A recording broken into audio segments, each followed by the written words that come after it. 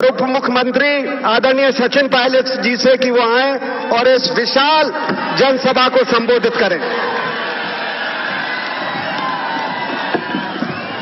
Akhil Bharatiya Congress committee के अध्यक्ष आदरणीय राहुल गांधी जी, राजस्थान के मुख्यमंत्री सम्माननीय अशोक गहलोत साहब, अविनाश पांडे जी, हमारे मंत्री राजेंद्र यादव साहब, लालचंद कटारिया जी, विवेक बंसल साहब, रामेश्वर डूडी जी, घनश्याम तिवारी साहब, मंच पर सभी पूर्व मंत्रीगण, हमारे विधायक गोपाल मीणा जी, राजगुजर साहब, मनीष यादव जी और इस सभा में मौजूद नौजवान दोस्तों, किसान भाइयों, आदरणीय बुजुर्गों, आज कृष्णा पूनिया जी के समर्थन में राहुल गांधी जी और हम सभी साथी मिलकर आपके बीच आए हैं। 6 तारीख को मतदान होगा।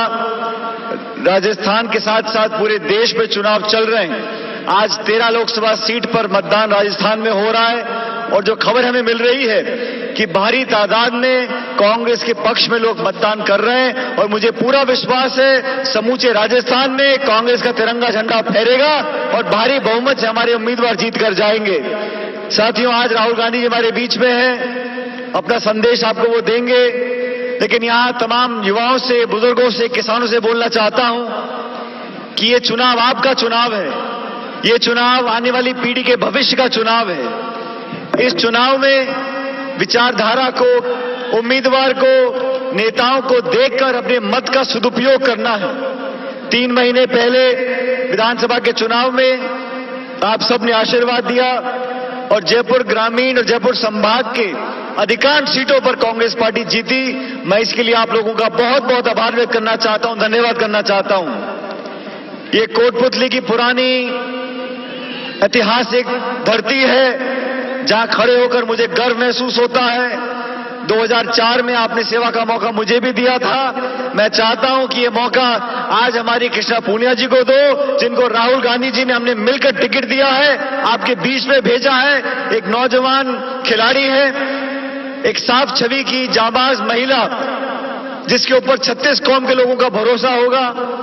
आपसे करबद्ध निवेदन करने के लिए हम सभी आज यहां पर एक साथ आपके बीच में आए हैं। साथियों, ये चुनाव देश में जो माहौल पैदा हुआ है, घृणा का, टकराव का, द्वेष का, जहर घोला गया है समाज में 5 साल से, संवैधानिक संस्थाओं को जानबूझकर घोखला किया गया है और दमन की और आक्रमण की राजनीति हो रही है।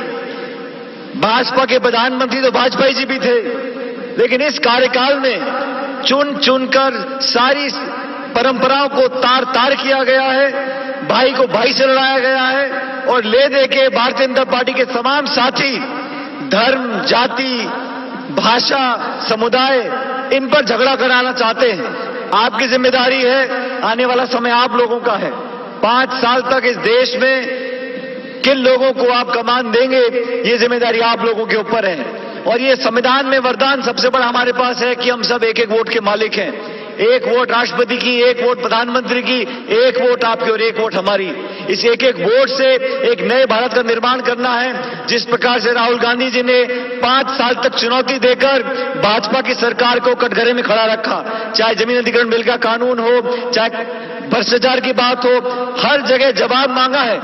और मुझे कहते हुए दुख है कि प्रधानमंत्री महोदय ने पिछले 5 साल में कोई जवाब नहीं दिया।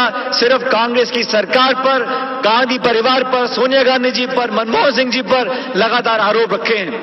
आज महंगाई आसमान छू रही है, जवाब देने को तैयार नहीं है। बेरोजगारी बढ़ गई है, जवाब देने को तैयार नहीं है। सिर्फ और सिर्फ जज्बातों को भड़काकर वोट लेने की बात करते हैं। इसलिए बहुत सचेत होते हुए, बहुत सावधानी से हमें काम करना है। 6 तारीख को मेरा आग्रह आप लोगों से है, 36 कौम के लोगों से, कि मिलकर इस हाथ का निशान कांग्रेस की पहचान है, इस हाथ के निशान पर बटन दबाकर भारी बहुमत से हमारे उम्मीदवार को जिताकर भेजिए। दिल्ली में बैठकर आपकी वकालत करेंगी और इस क्षेत्र में कांग्रेस की सरकार इस पूरे इलाके में कोई कमी नहीं आने देगी, ना पैसे की कमी, ना योजना की कमी। जितना काम और विकास आप चाहोगे, उससे ज्यादा काम आपके क्षेत्र में करेंगे। मैं एक बार पुनः राहुल गांधी जी का कांग्रेस पार्टी की तरफ से, अपनी तरफ से, आप सब लोगों की तरफ से बहुत बहुत स्वागत करता हूं। मैं चाहता हूं जोरदार तालियां बजाकर राहुल जी का स्वागत करें। बहुत बहुत धन्यवाद। जय हिंद, राम राम साहब। बहुत बहुत